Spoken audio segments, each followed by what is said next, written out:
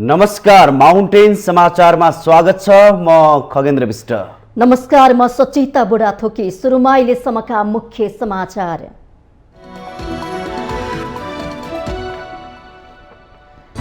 असारे भेलसँगै बगेर जाने विकासले सरकारी ढुकुटी सर्वनाश। विकासको लक्ष्य पूरा हुनै सकेन। यस्ता विकृति अन्त्य नभएसम्म मुलुक विकासको चरणमा प्रवेश गर्न नसक्ने। एसपीपीमा सहभागी नहुने बारे अमेरिकासँग पत्रचार भइ नसकेको परराष्ट्र मन्त्रालयको प्रश्नोक्ति। उपयुक्त समयमा कूटनीतिक च्यानल मार्फत पत्राचार गर्ने जानकारी। नेकपा एमालेद्वारा स्थानीय निर्वाचनमा भएको अन्तर्घात छानबिन गर्न कार्यदल गठन।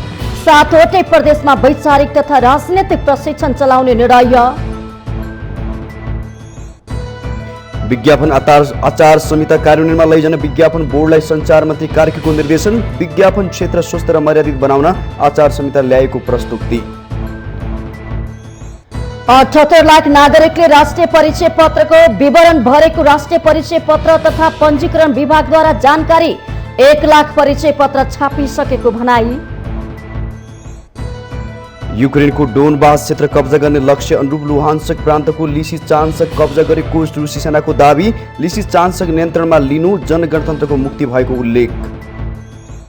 र नेपाली राष्ट्रिय क्रिकेट टोलीका अभ्यास खेलमा लगातार दोस्रो जित। नेपालसँग क्यानाडाको ओन्टारियो क्रिकेट क्लब 55 रनले पराजित।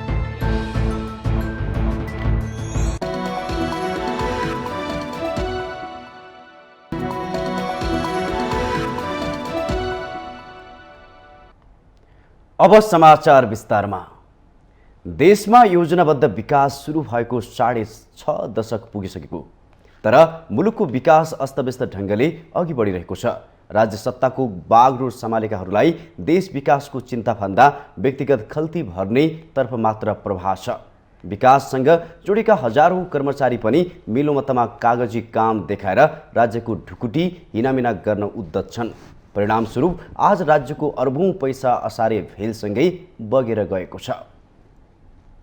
विक्रम सम्वत 2013 सालदेखि नेपालमा योजनाबद्ध विकासको सुरुवात भएको हो। त्यसबेला प्रथम पञ्चवर्षीय योजनाबाट विकासको थालनी गरिएको थियो। यसरी व्यवस्थित विकास हुन थालेको 66 वर्ष भइसक्दा पनि मुलुकले गर्व गर्न लायक विकास गर्न सकेन। सधैँभरि बजेट अभाव भन्ने, तर आर्थिक वर्षको अन्त्यमा विकास बजेट खर्च गर्न नसक्ने विकृत प्रवृत्ति नेपालको विकासको बाधक बनेको छ। विगतमा समयमै बजेट नआउँदा आर्थिक वर्षको अन्त्यमा मात्रै बजेट प्रस्तुत हुने र विकास निर्माणको काम गर्न बजेट निकासा गर्न ढिलाइ हुने समस्या थियो। तर त्यो समस्या नहोस् भनेर नेपालको नयाँ संविधान 2072 ले हरेक वर्ष जेठ 15 गते बजेट प्रस्तुत गर्ने दिन तय गरिदिएको छ।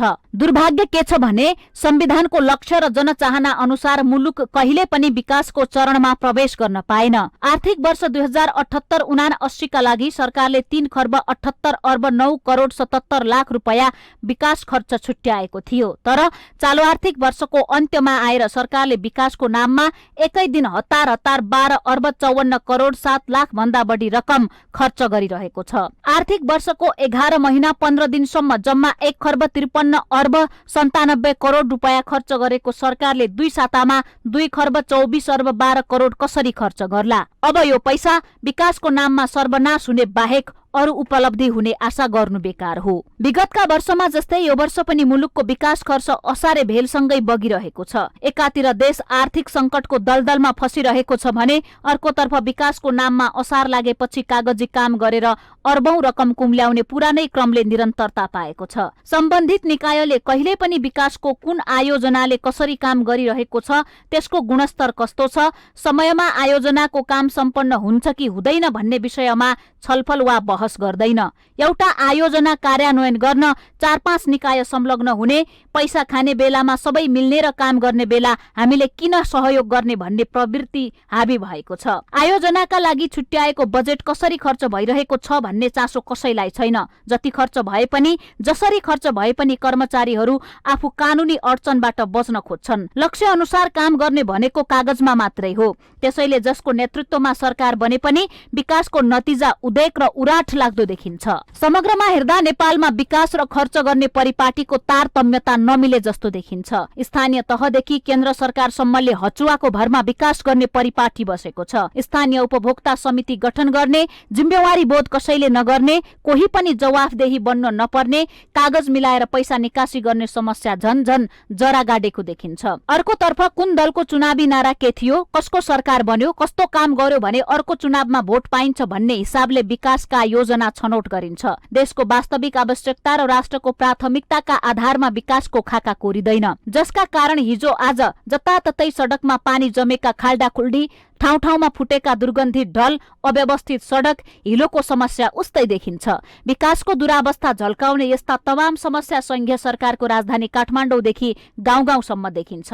यता विकासको नाममा गाउँ गाउँमा डोजरले खन्दा यत्र तत्र बाढी पहिरोको जोखिम बढेको छ। नागरिकहरू आफ्नो ठाउँमा सडकको पहुँच हुँदा खुशी हुनुपर्ने बेला रुवावासी गर्न बाध्य छन्। सडक विभागले निम्त्याएको विनाशका कारण अधिकांश गाउँ पहिरोको उच्च जोखिममा छन्। पहाडी जिल्लाहरूमा हिउँदभरि अन्धाधुन्द डाँडापाखा भत्काउने डोजरे विकासले राष्ट्रको ढुकुटी सकाउने बहाना मिलेको छ, जसका कारण वर्षा लागेपछि पहाडी गाउँ बस्तीहरू पहिरोको चपेटामा पर्ने गरेका छन्। डोजरे विकासकै कारण पहाडमा पहिरो, खोला नालामा बाढी अनि त्यही बाढी तराई पुगेर डुबानमा परिणत हुँदा वर्षेनी ठूलो मात्रामा मानवीय क्षति हुनुका साथै अर्बौंको नोक्सान हुने गरेको छ। यो समस्याको समाधान न त 2/3 बहुमतको सरकारले गर्न सक्यो, न गठबन्धन सरकारले गर्न सक्यो, न त गणतन्त्रले। यसरी विकासको नाममा विनाशको आतंक मच्चाएर राज्यको सम्पत्ति स्वाहा गर्दै सीमित व्यक्ति मोटाउने सिलसिला कहिलेसम्म जारी रहने हो भन्न सकिने अवस्था छैन। तर यस्ता विकृति अन्त्य नभएसम्म जो सुकैको नेतृत्वमा सरकार आए पनि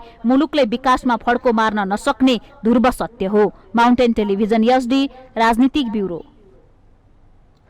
परराष्ट्र मन्त्रालयले अमेरिकी स्टेट पार्टनरशिप प्रोग्राम एसपीपी अस्वीकार गर्ने सरकारको निर्णयबारे अमेरिकालाई पत्र पठाइ नसकेको जनाएको छ। आइतबार मन्त्रालयमा आयोजित पत्रकार सम्मेलनमा बोल्दै परराष्ट्र मन्त्रालयकी प्रवक्ता शिवा लम्साले एसपीपी बारे सरकारले गरेको निर्णय मन्त्रालयमा आएको तर अध्ययन भइरहेकाले पत्र भने पठाइ नसकेको प्रश्न पार्नु भएको हो। प्रवक्ता लम्साले अध्ययन भइसकेपछि मन्त्री परिषदको सो निर्णय कार्यान्वयन हुनेमा ढुक्क हुन पनि आग्रह गर्नुभयो। स्टडी गरेर मात्रै अनि हामीले त्यसको पत्राचार गर्नुपर्ने भएकोले हामी अलिकति पत्राचार त्यो उसहरूलाई चाहिँ अध्ययन गर्ने नै क्रममा छौँ र यसलाई उपयुक्त समयमा डिप्लोमेटिक च्यानलबाट हामीले चाहिँ नेपाल सरकारको मन्त्री परिषदको निर्णयलाई कार्यान्वयन गर्छौँ। त्यस्तै उहाँले प्रधानमन्त्री शेरबहादुर देउवाको अमेरिका भ्रमण अपेक्षित रहेको जानकारी दिनुभएको छ। सबै कुरा तयारी पुगेपछि मिति घोषणा हुने पनि उहाँले प्रश्न पार्नुभयो। प्रवक्ता लम्साले परराष्ट्र मन्त्री डाक्टर नारायण खड्काको चीन भ्रमण पनि उपयुक्त समयमा हुने बताउनु भएको छ। हामी तयारी अब त्यो एउटा अपेक्षित छ यो भ्रमण। अब यसको चाहिँ तपाईहरुलाई थाहै छ हामीले भ्रमणका कार्यक्रमहरू यो के रे निमन्त्रण गर्ने प्रक्रिया हुन्छ, स्वीकृति यसमा निमन्त्रणलाई स्वीकार गर्ने पनि प्रक्रिया हुन्छ। त्यसपछि अब तय भए सबै कुराहरू एउटा तयारी पुगेपछि यो मितिहरूको घोषणा गर्ने पनि एउटा प्रक्रिया छ हैन। यो उपयुक्त समयमा यसको अब हामीले यहाँहरुलाई जानकारी दिने नै छौं। 3 महिना यता राहदानी लिनेहरूको संख्या उल्लेख वृद्धि भएको उल्लेख गर्दै सबै जिल्ला प्रशासन कार्यालय र 17वटा इलाका प्रशासन कार्यालयबाट पनि राहदानी लिनको लागि नियमित रूपमा राहदानी आवेदन भर्ने व्यवस्था मिलाइएको पनि प्रवक्ता लम्सालले बताउनु भएको छ। त्यसैगरी राहदानी लिने प्रक्रिया सहज बनाउन राहदानी विभागले अनलाइन सेवालाई पनि चुस्त राख्ने काम गरिरहेको उहाँले दाबी गर्नुभयो। सिस्टममा त्यसलाई हामीले कन्ट्रोल गरेछ। अब डमी डेटा इन्ट्री गरेर कसैले पनि होल्ड गरेर त्यहाँ राख्ने खालको राख्न सक्दैन। जो रियल पर्सन हो उहाँहरूले मात्रै इन्ट्री गर्न पाउनुहुन्छ। त्यो अहिलेको सफ्टवेयर अपडेट भनेको चाहिँ त्यो हो। त्यसले गर्दाखेरि चाहिँ एउटा जो चाहिँ सेवाग्राही हो उहाँहरूले चाहिँ यसको सेवा पाउनुहुन्छ र पहिला जस्तो झमेला कम हुन्छ। धेरै सेवाग्राहीलाई सेवा दिने अभिप्रायले राहदानी विभागले आफ्नो क्षमता अभिवृद्धि गर्ने सबै जिल्ला प्रशासन कार्यालयहरू र 17वटा इलाका प्रशासन कार्यालयबाट समेत नियमित रूपमा राहदानी आवेदन गर्ने व्यवस्था मिलाएको छ। अध्ययनको लागि चीन फर्किन नपाएका 850 विद्यार्थीहरूको लागि आउँदो जुलाई 5बाट चीन फर्किन सुरुवात हुने मन्त्रालयको भनाइ छ। परराष्ट्र मन्त्रालयका अनुसार राहदानी विभागबाट असार 15 गतेसम्म 4,16,235 स्थान विद्युतीय राहदानी प्रिन्ट गरिएको छ।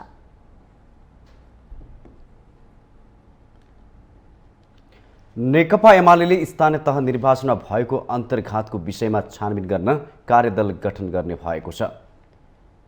आइतबार बसेको एमालेको केन्द्रीय सचिवालय बैठकले स्थानीय तह निर्वाचनको क्रममा भएको अनुशासनहीनता, अराजकता र अन्तर्घातको विषयमा छानबिन गर्न उपाध्यक्ष विष्णुप्रसाद पौडेलको नेतृत्वमा 3 सदस्यीय कार्यदल गठन गरेको हो। कार्यदलका अन्य सदस्यहरूमा केन्द्रीय निर्वाचन विभागको प्रमुख र केन्द्रीय संगठन विभागको प्रमुख रहने प्रचार विभाग प्रमुख पृथ्वी सुब्बा गुरुङले जानकारी दिनुभयो।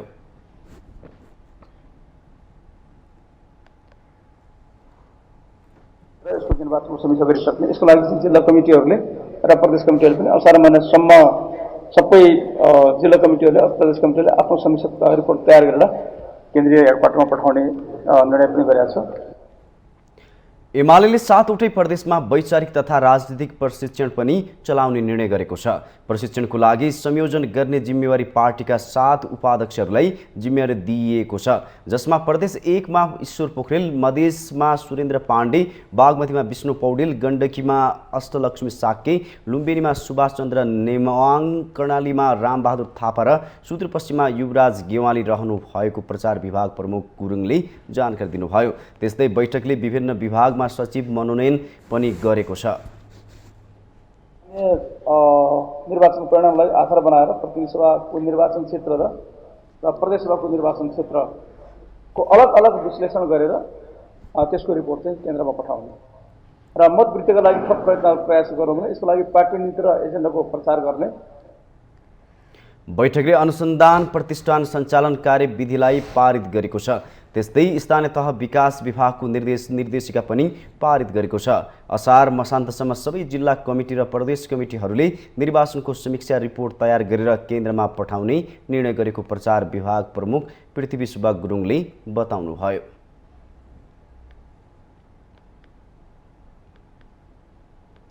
नेकपा माओवादी केन्द्रको केन्द्रीय समिति बैठक सुरु भएको छ। माओवादी केन्द्रको केन्द्रीय समितिको तेस्रो पूर्ण बैठक आइतबारदेखि काठमाडौँ स्थित प्रज्ञा प्रतिष्ठानमा सुरु भएको हो। बैठकमा मंगलबारसम्म चल्ने माओवादी केन्द्रले जनाएको छ। बैठकले 9वटा एजेन्डामा छलफल गर्ने माओवादी केन्द्रका अध्यक्ष पुष्पकमल दाहाल प्रचण्डले बैठकमा जानकारी गराउनु भएको छ। उहाँले बैठकको एजेन्डाहरूमा शहीदहरूप्रति श्रद्धाञ्जली, नयाँ केन्द्रीय कमिटी सदस्यहरूको शपथ ग्रहण, बैठक सञ्चालन प्रक्रियाबारे पार्टी अध्यक्षबाट जानकारी र प्रदेशहरूको तर्फबाट संक्षिप्त रिपोर्टिङ गर्ने रहेको बताउनु भएको छ। प्रदेशको तर्फबाट प्रदेशका अध्यक्षहरूले रिपोर्टिङ गर्ने र मधेस प्रदेशको हकमा भने प्रदेश इन्चार्जले रिपोर्टिङ गर्ने उहाँले जानकारी दिनु भएको छ। त्यसैगरी बैठकको कार्यसूचीमा अध्यक्ष दाहालबाट वर्तमान राजनीतिक परिस्थितिको सन्दर्भमा रिपोर्टिङ हुने पनि राखिएको छ। माओवादी केन्द्रको यस केन्द्रीय कमिटी बैठकको अन्य एजेन्डाहरूमा पोलिट ब्युरो स्थायी समिति र पदाधिकारीको चयन गर्ने, कार्य विभाजन गर्ने, स्थानीय तहको निर्वाचनको समीक्षा गर्ने, आगामी प्रदेश र संघीय निर्वाचनको तयारी तथा विविध विषयमा छलफल हुने अध्यक्ष दाहालले बताउनु भएको छ। विषयको कमा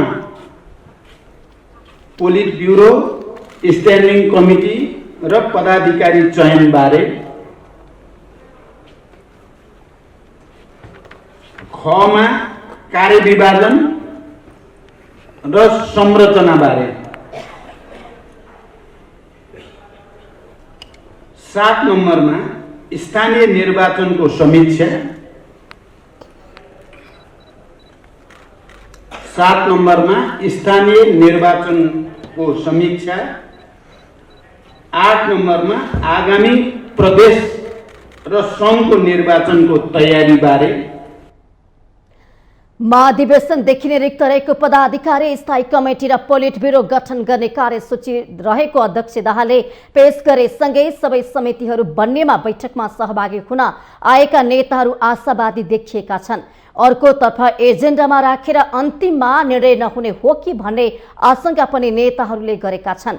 बैठक स्थलमा सञ्चारकर्मीसँग कुरा गर्दै केन्द्रीय सदस्य लेखनाथ दाहालले यसपटक पार्टीको सबै समितिहरू बन्नुपर्नेमा केन्द्रीय सदस्यहरू एकमत भएको दावी गर्नुभयो।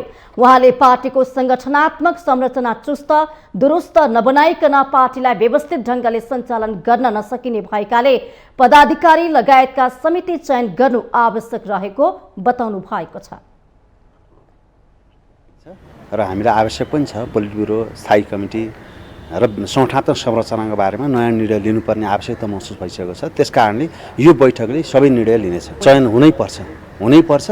अब अध्यक्ष कमले प्रस्ताव गर्नुभएको छ। प्रस्ताव चयन कसरी हुन्छ भन्ने विषयमा केन्द्र समिति बैठक नै अब वृहत छलफल हुन्छ। तर अब चयन उहाँले पार्टी अध्यक्षलाई पार्टीका सबै संरचना चलाउनु पर्ने र राष्ट्रिय राजनीतिमा पनि भूमिका खेल्नुपर्ने भएको हुँदा धेरै बोझ भएको भन्दै अध्यक्षको सहयोगको लागि पनि छिटोभन्दा छिटो पार्टीका समितिहरू बन्नुपर्नेमा जोड दिनु भएको छ। बैठक आज पनि बस्दैछ।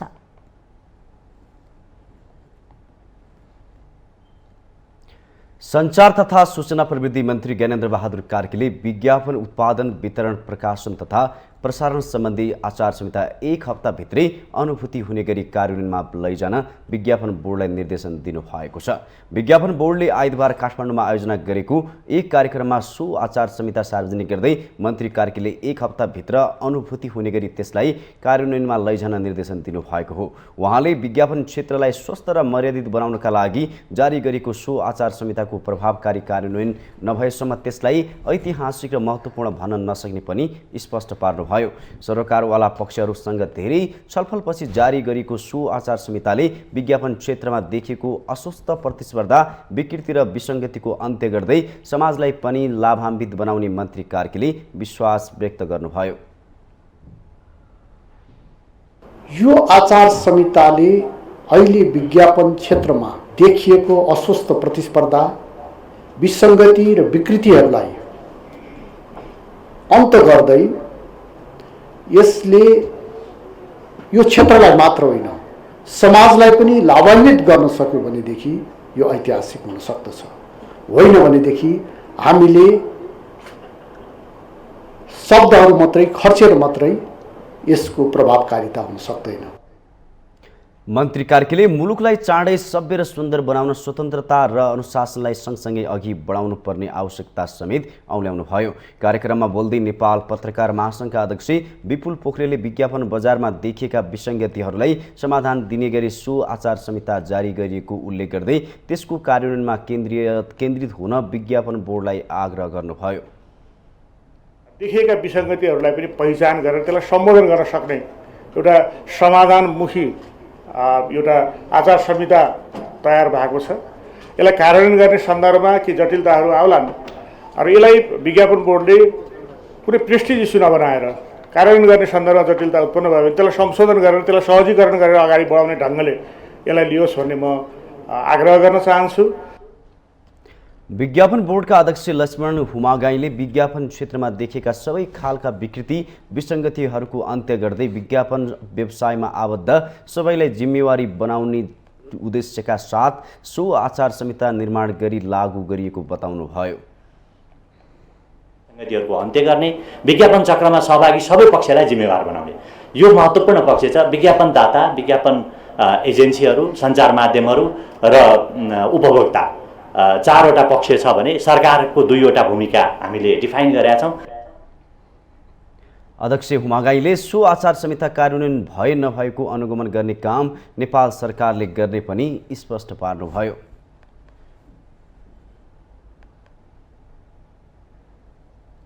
माउन्टेन समाचारमा पालो भएको छ विश्रामको।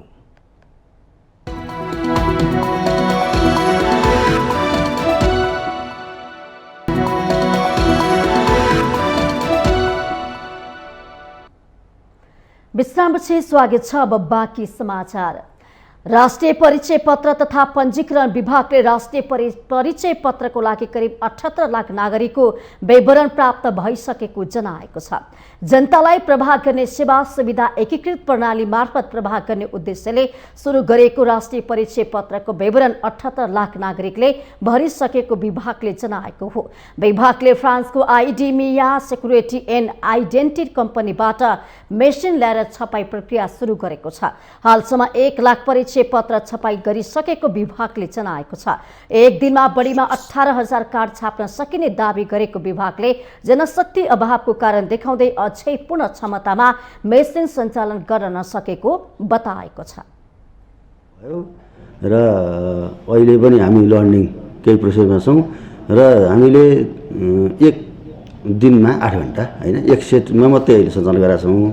दिनमा 3 सिफ्ट सञ्चालन गर्ने हो भने चाहिँ दिनमा 18,000 को उसमा गर्न सकिन्छ। तर मेन पावर केही कारणले गर्दा अहिले हामीले एक सिफ्ट मात्रै गरेका छौँ। छपाइसकिएका परिचय पत्र वितरण गर्दा सम्बन्धित व्यक्ति नै आएर धेरै प्रक्रिया पूरा गर्नुपर्ने भन्दै विभागले आगामी आर्थिक वर्षदेखि परिचय पत्र वितरण गरिने जनाएको छ। त्यो वितरण गर्दाखेरि है कम्प्युटर ल्यापटप अनि त्यसमा चाहिँ रिडर लगाएर वितरण गर्दा पनि स्वयं व्यक्ति उपस्थित भई 10 अम्लाको चाहिँ रेखा हानिसकेपछि मात्रै त्यो चाहिँ पोस्ट इनरोलमेन्ट भएर त्यो प्रोसेस साइकल सिद्धिँदो रहेछ। त्यसैले यो चाहिँ लगाएर चाहिँ भन्नु एउटा व्यक्तिले चारा लगाएर परिवारको मान्छे लगाएर बाँड्ने विषयवस्तु होइन रहेछ। फेरि त्यसको लागि पनि अर्को प्रोसेसिङ भएको हुनाले वितरण प्रक्रिया अब आगामी वर्षदेखि 4 वर्षदेखि सुरु हुन्छ। विभागले आगामी 2 वर्षमा सबै नागरिकको बायोमेट्रिक विवरण सङ्कलन गर्ने लक्ष्य लिएको छ। 33वटा जिल्लामा परिचय पत्र अभियान सकेको विभागले अहिले 13 जिल्लामा अभियान चलाइसकेको जनाएको छ।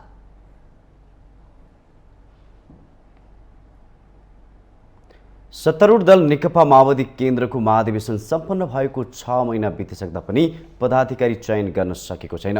अध्यक्ष र केन्द्रीय सदस्य चयन गरेर सकिएको महाधिवेशन लगत्तै पदाधिकारी चयन गर्ने भनिएको थियो।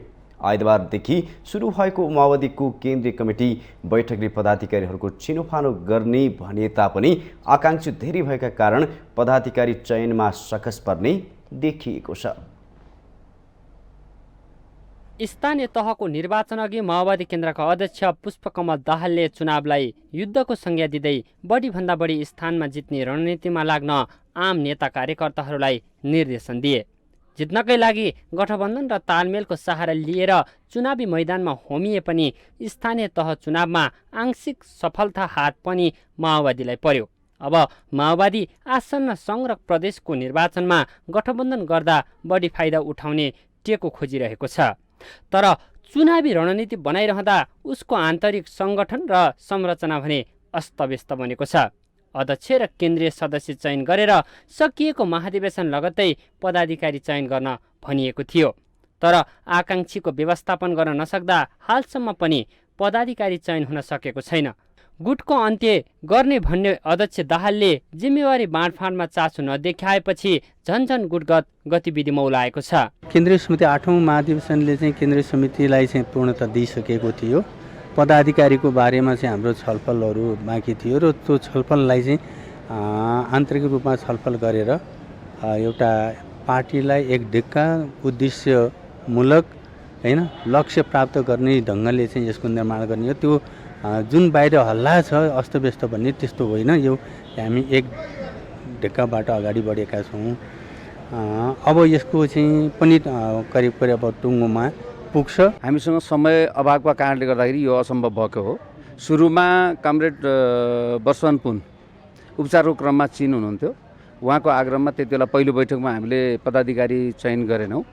यो कुनै विवाद वा उसका कारणले होइन र त्यसपछि लगत्तै चुनाव आयो र सम्भवतः यो बैठकमा एजेन्डा आइसकेको छ। पदाधिकारीको सन्दर्भमा आएको छ, पोलिट ब्युरो गठनका सन्दर्भमा आएको छ, स्थायी समिति सदस्यको सन्दर्भमा आएको छ। त्यसले गर्दाखेरि यो कुनै विवाद वा उसका कारणले नआएको होइन। सम्भवतः यो बैठकमा यसलाई चाहिँ निर्णय गरेर अगाडि बढ्छ। महाधिवेशनबाट अध्यक्षमा पुष्पकमल दाहाल प्रचण्ड सर्वसम्मत चयन त भए, तर वरिष्ठ उपाध्यक्ष, उपाध्यक्ष, महासचिव, उपमहासचिव, सचिव र कोषाध्यक्ष चयन हुन अझै बाँकी छ। विशेष गरी महासचिवमा वर्षमान पुन र जनार्दन शर्मा बीच मुख्य प्रतिस्पर्धा देखिन्छ। प्रजातान्त्रिक प्रक्रियाको रटान तर सहमतिको अडानको गोलचक्रमा माओवादी केन्द्र फँसेको छ। आइतबारबाट सुरु भएको केन्द्रीय समितिको बैठकले पनि पदाधिकारी छिनोफानो गर्नेमा आशंका छ।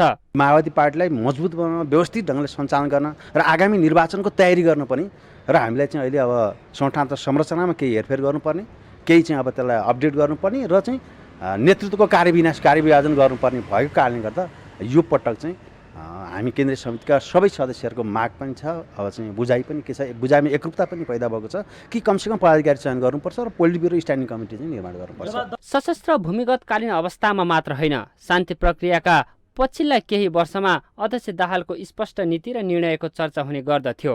तर पछिल्लो समय उनका दोधारे चरित्र र आन्तरिक विवादमा फस्दै गएको माओवादी पार्टीको संरचना नै बन्दी बनेको छ। महाधिवेशन सम्पन्न भएको 6 महिनापछि बसेको माओवादी केन्द्रको यो बैठकले पदाधिकारीहरूको सङ्ख्या र नेता व्यवस्थापन कसरी गर्छ भन्ने विषय पार्टीभित्र चासोका साथ हेरिएको छ। माउन्टेन टेलिभिजन एचडीका लागि क्यामेरा पर्सन निखिल कपालीका साथमा बटुक राजगिरीको रिपोर्ट। स्वास्थ्य तथा जनसङ्ख्या मन्त्रालयले नेपालमा कोरोना संक्रमणको जोखिम बढेको बताएको छ। मन्त्रालयले छिमेकी मुलुक भारत र चीनमा कोरोनाको ओमिक्रोन भेरिएन्टका सब भेरिएन्टहरूबाट संक्रमण बढेसँगै नेपालमा पनि यसको जोखिम बढेको बताएको हो। नेपालमा कोरोना संक्रमण न्यून भएको अवस्थामा फेरि संक्रमण उकालो लाग्ने अवस्था आएको भन्दै सबैलाई सचेत हुन र जनस्वास्थ्यका मापदण्ड अनिवार्य पालना गर्न मन्त्रालयले अनुरोध गरेको छ। हुँदै गएर न्यून भइसकेको अवस्थामा फेरि बढेर माथिसम्म आउनु भनेको यसले चाहिँ छिमेकी मुलुक भारतमा छिमेकी मुलुक चीनमा संक्रमण जुन बढिरहेको हामीले देखिरहेका छौँ त्यतितिर हामी जान थालेको हो कि भन्ने सङ्केत चाहिँ गर्छ। यसले संक्रमण बढिरहेको चाहिँ अवस्था प्रष्टसँग झल्काउँछ। जोखिमका हिसाबले हेर्दा जोखिम चाहिँ बढेको देखिन्छ। यसमा हामी आम सर्वसाधारण सबै सचेत हुन आवश्यक छ। हामीले विगतमा संक्रमण रोकथाम नियन्त्रणका लागि जानेका उपायहरू जुन जनस्वास्थ्यका मापदण्ड र कोभिड-19 विरुद्धको जुन खोप लगाउन बाँकी व्यक्तिहरूले खोप लगाउनु पर्ने कुराहरू यो दुईटा कुरामा हामी विशेषतः सतर्क रहनुपर्छ। मन्त्रालयको तथ्याङ्क अनुसार पछिल्लो एक हप्तामा 325 जना संक्रमित थपिएका छन्। असार 14 गते 44, असार 15 गते 62, असार 16 गते 55, असार 17 गते 50, असार 18 गते 44 जनामा संक्रमण पुष्टि हुँदा आइतबार मात्र 53 जना संक्रमित थपिएका छन्। अहिले पीसीआर परीक्षण गरेका मध्ये करिब 7% लाई कोरोना पुष्टि भएको मन्त्रालयको भनाइ छ। जनस्वास्थ्यको मापदण्ड पुनः पालना गर्न अनुरोध गरेको मन्त्रालयले खोप लगाउन छुटेका सबैलाई खोप लगाउन समेत अनुरोध गरेको छ। मन्त्रालयका अनुसार खोप अभियान सुरु भए यता 4,96,96,365 मात्रा खोप लगाइएको छ, जसमध्ये 1,98,56,835 जनाले एक मात्रा, 2,03,50,049 जनाले पूर्ण मात्रा तथा 64,98,441 जनाले अतिरिक्त मात्रा खोप लगाएका छन्।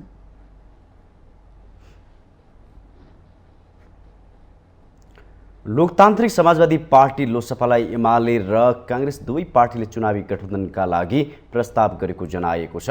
आइतबार सम्पन्न पार्टीको कार्यकारिणी समिति बैठकले दुवै पार्टीबाट चुनावी गठबन्धनका लागि प्रस्ताव आए पनि छलफल गरेर जोसँग गठबन्धन गर्दा फाइदा हुन्छ उसैसँग गर्ने निर्णय गरेको हो।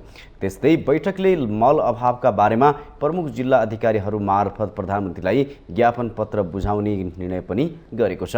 साथै बैठकले केन्द्रीय समितिलाई यही साता पूर्णता दिने निर्णय गरेको पनि जनाइएको छ।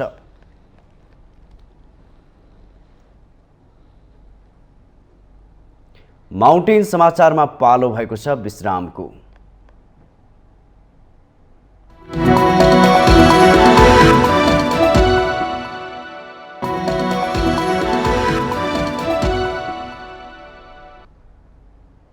विश्रामपछि स्वागत छ। अब बाँकी समाचार। काठमाडौँ महानगरले अब फुटपाथमा सामान राखेर व्यापार गर्न नदिने भएको छ। सडक र फुटपाथमा बसेर व्यापार गर्नेहरूका कारण शहरको सौन्दर्य बिग्रिएको भन्दै रोक लगाउनु परेको महानगरको प्रष्टोक्ति पनि छ। तर महानगरको यो निर्णय सडकलाई गरी खाने थल बनाउन बाध्य गरिब नागरिकको लागि भने चुनौती बनेको छ। उनी हुन् सिन्धुली घर भएकी 57 वर्षीय हिरामाया गौतम। 2063 सालमा त्रिशुली बस दुर्घटनामा घाइते भएकी हिरामायालाई स्याहार गर्नुपर्ने झन्झट देखेर होला अस्पतालको शय्यामा छटपटाउँदै गरेको अवस्थामा श्रीमानले अलपत्र छोडेर हिँडे। घाइते अवस्थामा श्रीमानले नै अलपत्र छोडेपछि उनलाई दुःखमा साथ दिने कोही भएन। घाइते ज्यान तङ्ग्राउन एउटै अस्पतालमा 3 वर्ष बसेकी उनलाई हातमुख जोड्न निकै गाह्रो भएपछि परिस्थितिले सडकमा ल्याइ पुर्यायो।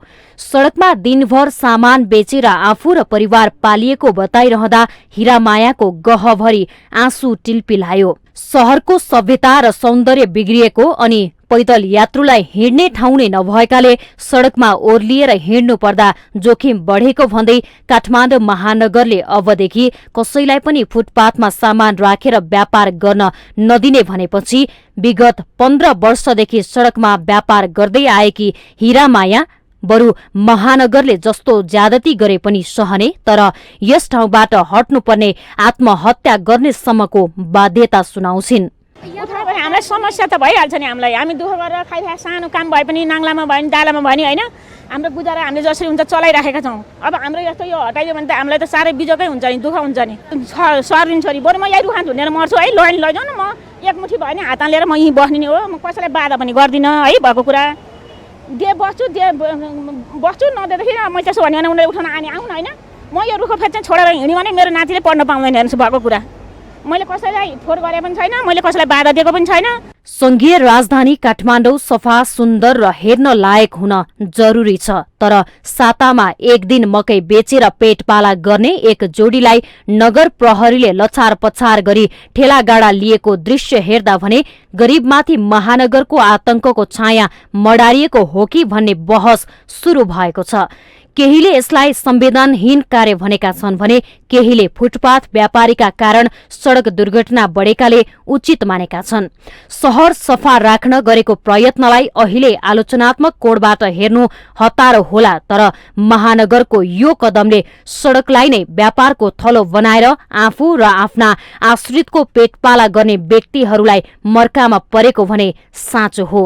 अब यति सामान राखेर गुजारा चलाइराख्नु परेछ, अब यहाँबाट नै उठायो भने त हामी जस्तो व्यक्तिको त बिजोगै हुन्छ नि। धुलो खाएर पानीमा भिजेर धुवा खाएर बस्न हामीलाई पनि रहर छैन। बस्न त दिँदैन, आएको बेला हामी भाग्छौँ, उसले भेट्यो भने सामान लान्छ सबै। अब हाम्रो त सटर लिएर बस्ने क्षमता छैन, अनि त्यही भएर अब यही भयो नि 2-4 पैसा घर खर्च टर्छ भनेर आउने हो कि। अब सटर लिएरै बस्न सक्ने क्षमता भए त बाटोको धुलो खानाको आउँथ्यो र होइन। जस्तो सटर हुनेहरू पनि आएर बाटोमा बसिरहेछ होइन, तपाईँलाई पनि थाहा छ, कति मान्छेहरूलाई नै थाहा छ।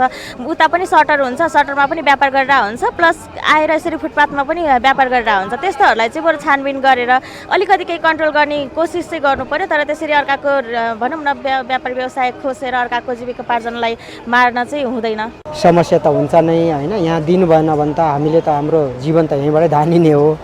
दिनु भएन भने त अब हामीलाई आशा चाहिँ छ कि यहाँ नभए पनि कुनै ठाउँ कहीँतिर चाहिँ उहाँहरूले केही विकल्प निकाल्नुहुन्छ कि भन्ने चाहिँ आशा चाहिँ राखेका छौँ। त्यो त धेरै गाह्रो छ न, हामीलाई अब अहिलेसम्म यसैबाट गुजारा गरिराखेको हो होइन। अब हामीले त त्यस्तो स्ट्यान्डर्ड काम ठाउँमा त गरेर खान सक्दैनौँ, हाम्रो त्यस्तो क्षमतै छैन। फुटपाथमा सामान बेच्न नपाइने भनी महानगरमा चलाउने अभियान नौलो होइन। केही समय तातिए जस्तो गर्ने, केहीको सामान जफत गरी जरिवाना तिर्वाएर छोड्दा फर्केर फेरि जाने ठाउँ उही फुटपाथ नै बन्ने गरेको छ। महानगरले यसपटक भने फुटपाथ अतिक्रमणलाई शून्यमा झार्ने घोषणा नै गरेको छ। फुटपाथमा हिँड्ने बटुवाहरू, फुटपाथ पैदल यात्रीहरूले प्रयोग गर्न पाउनुपर्छ, उहाँको पनि अधिकार छ नि। तपाईँ हामी सक्षम भएको मान्छेलाई त हिँड्न अप्ठ्यारो छ भने विभिन्न त्यो के अरे फुटपाथ प्रयोग गर्ने त विभिन्न फरक क्षमताका मान्छेहरू हुनुहुन्छ। हामीले कारबाही गर्नु भनेको अतिक्रमणलाई हटाउनु नै हो। अतिक्रमण हटाउनु पर्यो नि। भोलि फुटपाथमा हिँड्ने तपाईँ तल ब्ल्याक टप कालो पत्रमा तपाईँ हिँड्न सक्नुहुन्न, तपाईँको कति बेला जिउ ज्यान जान्छ भन्ने छ। वास्तवमै सड़क गाडी कुदाउन र फुटपाथ पैदल यात्रु हिँड्नकै लागि हो, सड़कमा व्यापार गर्न पाइँदैन पनि।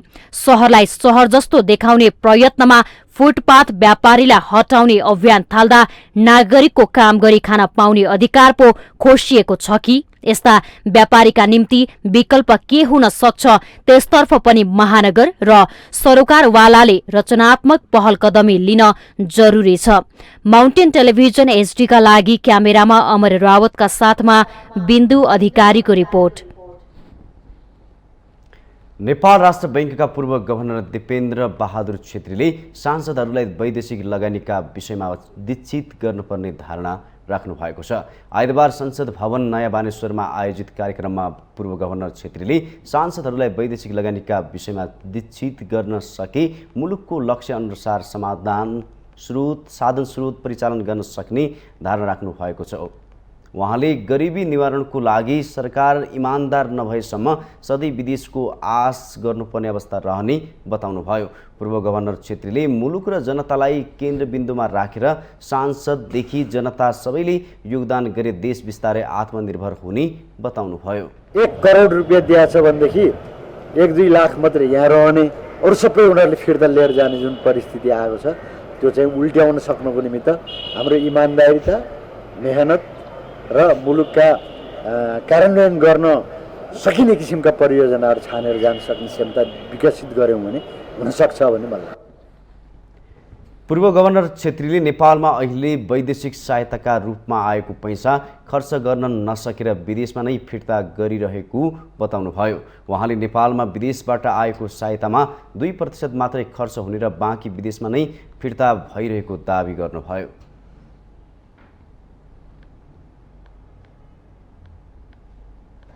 नेपाल प्रज्ञा प्रतिष्ठानले असार 5 गतेदेखि सुरु गरेको पुस्तक प्रदर्शनी जारी छ।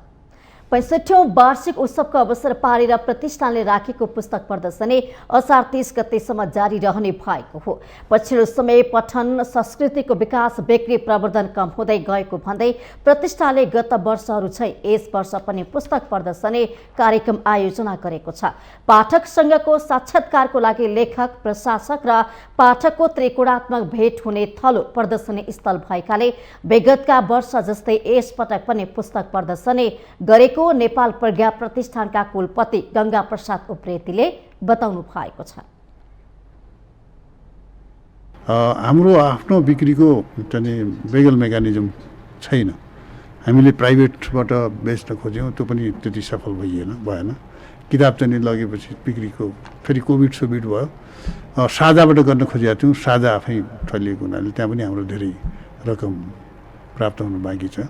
त्यसैले अब बिक्री के गर्ने त भन्दा हामीले यो तरिका अपनायौँ र अझ हामीले यो तरिकाका अतिरिक्त विशेष कार्यक्रमहरू हामी जो देशका विभिन्न भागमा गर्छौँ, लामो अलिक कार्यक्रम 2 दिन 3 दिनको, त्यस्तोमा पनि यो प्रदर्शनीलाई पुर्याउने हाम्रो लक्ष्य हो। प्रज्ञा प्रतिष्ठानको भानुभक्त कक्षमा असार 5 गतेदेखि सुरु भएको प्रदर्शनीमा प्रज्ञाले 2030 सालदेखि 2079 असारसम्म प्रकाशन गरेका पुस्तकहरू बिक्रीमा राखिएको छ। दिमाल लोक जीवन अध्ययन, कार्बनिक रसायन शास्त्रका पुराना पुस्तक र नेपाली बृहत शब्दकोश परिमार्जन सहित 10औं संस्करण र सातै प्रदेशका महत्त्वपूर्ण विषयवस्तु समेट्ने तस्बिरमा नेपाल समेत प्रदर्शनी समावेश गरिएको छ।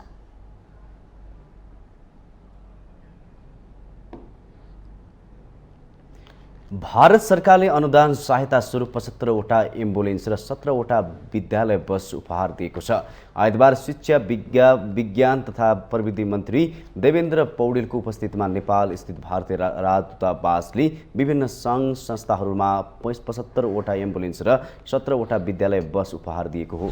नेपालका विभिन्न जिल्लामा अवस्थित विशेष गरी स्वास्थ्य र शिक्षाको क्षेत्रमा काम गर्ने विभिन्न सरकारी, गैर सरकारी तथा गैर नाफामूलक संस्थाहरूलाई एम्बुलेन्स र बस उपलब्ध गराएको दूतावासले जनाएको हो।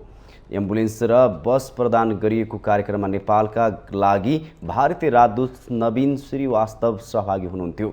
श्रीवास्तवले सम्बन्धित विभिन्न बस र एम्बुलेन्स प्रदान गरिएका संस्थालाई चाबी प्रदान गर्नुभएको थियो।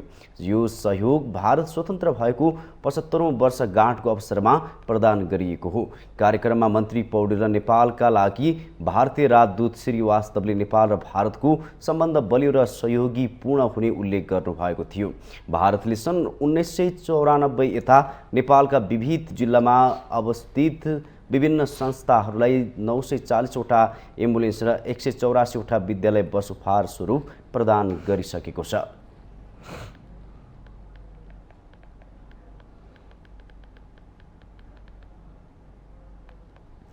डडेलधुराको नवदुर्गा गाउँपालिकाका स्थानीयले वर्षौंदेखि खानेपानीको समस्या झेल्दै आएका छन्। गाउँमा खानेपानीको अभावको कारण घण्टौंको दूरीमा रहेको मुहानबाट पानी बोक्नुपर्ने स्थानीयको समस्या कसैले पनि समाधान गर्ने पहल भने गरेका छैनन्।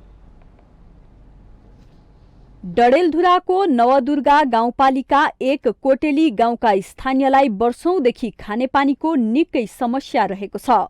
गाउँमा खानेपानीको सुविधा नहुँदा घण्टौं लाग्ने टाढा रहेको मुहानबाट पानी ल्याउनुपर्ने बाध्यता हट्न सकेको छैन। घण्टौंको दूरीमा रहेको मुहानबाट पानी बोकेको वर्षौं बितिसक्दा पनि खानेपानीको समस्या समाधान नभएपछि स्थानीयहरूले जति जोगी आए पनि कानै चिरेको भन्दै आशा नै मारिसकेका छन्। अब त्यही त हाम्रो वरदान दिने खाने कोही छैन। हामीलाई पानीको सहयोग भइदिएले हामीलाई सबतिर गाउँठाउँमा हम त्यही सही मान्ने खाने पानीको बारे दूरबाट ल्याउन 1-2 घण्टाबाट पिठिन 50-60 लिटर ड्राम बोकेर ल्याउन। खानेपानी सुविधा नहुँदा घरको एकजना दैनिक खानेपानीका लागि खटिनुपर्ने बाध्यता छ। गाउँमा खानेपानीको अभाव हुँदा महिलाहरूले बढी समस्या भोग्नु परेको छ। निर्वाचनका बेला सबै नेताले गाउँमा खानेपानी पुर्याउने आश्वासन दिए पनि जितेर गएका कसैले पनि खानेपानीको लागि पहल नगरेको स्थानीयको गुनासो छ। यता नवनिर्वाचित कोटेली 1 का वडा अध्यक्षले भने गाउँपालिकामा थुप्रै ठाउँमा खानेपानीको समस्या रहेकोले यसको समाधानका लागि आफू लागि पर्ने बताउनु भएको छ। पिछला दिनहरूमा यसका लागि विभिन्न खाले प्रयासहरू भए, तथापि यो चाहिँ आजका दिनसम्म जनता खानेपानीबाट मुक्त हुन नसकेको अवस्था छ। चुनौती छ। पटक पटक यो चाहिँ वृहत खानेपानीमा झन्डै दशौं करोड जति पैसा यो खानेपानीमा खर्च भइसकेको छ। म चाहिँ यो खानेपानीका लागि सङ्घीय सरकार, प्रदेश सरकार, यो वडा पालिका सरकारबाट सम्भव छैन यो खानेपानीबाट जनतालाई मुक्त गर्नका लागि। यसका लागि प्रदेश सरकार, सङ्घीय सरकार मार्फत म आफ्नो 5 वर्षको कार्यकालमा एक घर एक धारा बनाउने मेरो उद्देश्य हो। गाउँमा पानी नहुँदा शौचालयहरू समेत प्रयोगविहीन छन्। स्थानीयहरू खुल्ला रूपमा दिशा पिसाब गर्न बाध्य छन्। खानेपानीको समस्याका कारण बालबालिकालाई समयमै विद्यालय पठाउन र सरसफाई गर्न समेत गाह्रो भएको छ भने गाई भैँसीका लागि समेत बोकेर पानीको जोहो गर्नुपर्ने बाध्यता छ। माउन्टेन टेलिभिजन एचडीका लागि डडेलधुरा सहकर्मी विमल जैरूको रिपोर्ट। हामीसँग आर्थिक, अन्तर्राष्ट्रिय र खेल समाचार बाँकी नै छन्। माउन्टेन समाचारमा पालो भएको छ विश्रामको।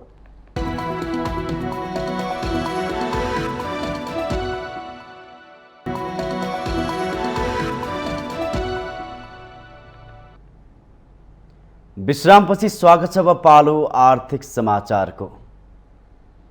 आर्थिक समाचारको साथमा मेरो देश मेरो जगदम्बा सिमेन्ट, गुणस्तरको नयाँ स्तर Riddhi Siddhi cement, Jagadamba super sign तथा ग्याल्वा प्लस जस्ता पाता जीवनभरको भरोसा।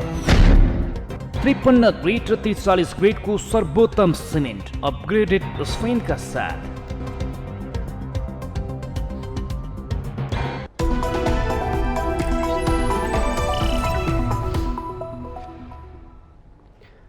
साताको पहिलो कारोबारको दिन आइतबार शेयर बजार मापक नेप्से परिसूचक उच्च अङ्कले बढेको छ। गत साताको अन्तिम कारोबारको दिन 8.87 अङ्कले गिरावट भएको नेप्से आइतबार भने उच्च अङ्कले बढेको हो। आइतबार नेप्से परिसूचक 57.65 अङ्कले बढेर 2086.42 बिन्दुमा पुगेको छ। त्यस्तै सेन्सिटिभ इन्डेक्स 10.21 अङ्कले बढेको छ भने फ्लोट इन्डेक्स 3.73 अङ्कले र सेन्सिटिभ फ्लोट इन्डेक्स 3.08 अङ्कले बढेको छ। आइतबारको कारोबारमा 231 कम्पनीका 62,27,692 किता सेयर 2 अर्ब 48 करोड रुपियाँमा खरिद बिक्री भएको छ। अघिल्लो कारोबारको आधारमा नेप्से परिसूचकसँगै कारोबार रकम पनि बढेको छ। नेप्सेका 13 उपसमूहमा सबै उपसमूहको परिसूचक बढेका छन्, जसमध्ये व्यापार उपसमूहको परिसूचक सर्वाधिक 9.30% बढेको छ। त्यसैगरी जलविद्युत उपसमूहको परिसूचक 5.63% बढेको छ। वित्त, उत्पादन तथा प्रशोधन र अन्य उपसमूहको परिसूचक 4% भन्दा बढी बढेको छ। नेप्से बढेसँगै कारोबारमा आएका 7 कम्पनीको सेयर मूल्य सकारात्मक सर्किट लेभलमा कारोबार भएको छ। साल trading corporation, Himalayan power partner, upper Tamakoshi, सान्जिल लघुवित्त कम्पनी, नेस्डो समृद्ध लघुवित्त, CYC लघुवित्त र रसुवागढी हाइड्रो पावरको सेयर सकारात्मक सर्किट लेभलमा कारोबार भएको हो। 30 कम्पनीको सेयर मूल्यमा भने गिरावट आएको छ। कारोबार रकमका आधारमा 22 करोड 28 लाख रुपैयाँभन्दा बढीको सेयर खरिद बिक्री गरेर गाङ्गी ग्रुप पावर शीर्ष स्थानमा रहेको छ। हिमालयन डिस्टिलरीको करिब 9 करोडको सेयर कारोबार भएको छ।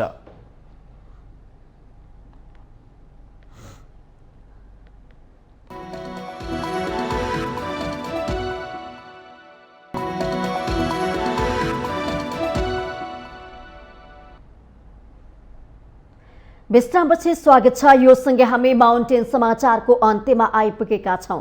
जाँदा जाँदै मुख्य समाचार पुनः एकपटक।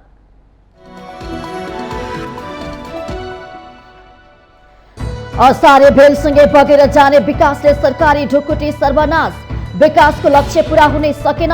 यस्ता विकृति अन्त्य नभएसम्म मुलुक विकासको चरणमा प्रवेश गर्न नसक्ने। एसपीपीमा सहभागी नहुने बारे अमेरिकासँग पत्राचार भइ नसकेको परराष्ट्र मन्त्रालयको प्रस्तुति, उपयुक्त समयमा कूटनीतिक च्यानल मार्फत पत्राचार गर्ने जानकारी। नेकपा एमालेद्वारा स्थानीय निर्वाचनमा भएको अन्तर्गत छानबिन गर्न कार्यदल गठन, 7वटै प्रदेशमा वैचारिक तथा राजनीतिक प्रशिक्षण चलाउने निर्णय। विज्ञापन आचार संहिता कार्यान्वयनमा लैजाने विज्ञापन बोर्डलाई सञ्चार मन्त्री कार्कीको निर्देशन, विज्ञापन क्षेत्र स्वस्थ र मर्यादित बनाउन आचार संहिता ल्याएको प्रस्तुति। 78 लाख नागरिकले राष्ट्रिय परिचय पत्र विवरण भरेको राष्ट्रिय परिचय पत्र तथा पञ्जीकरण विभागद्वारा जानकारी, 1 लाख परिचय पत्र छापिसकेको भनाई।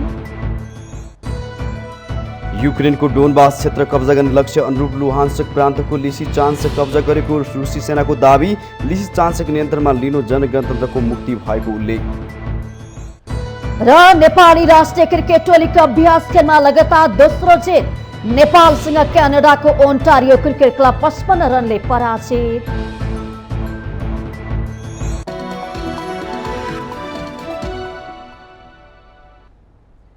माउन्टेन समाचार अहिलेलाई सकियो। सत्य, तथ्य र निष्पक्ष समाचारका लागि माउन्टेन टेलिभिजन HD हेर्दै रहनुहोला। नमस्कार।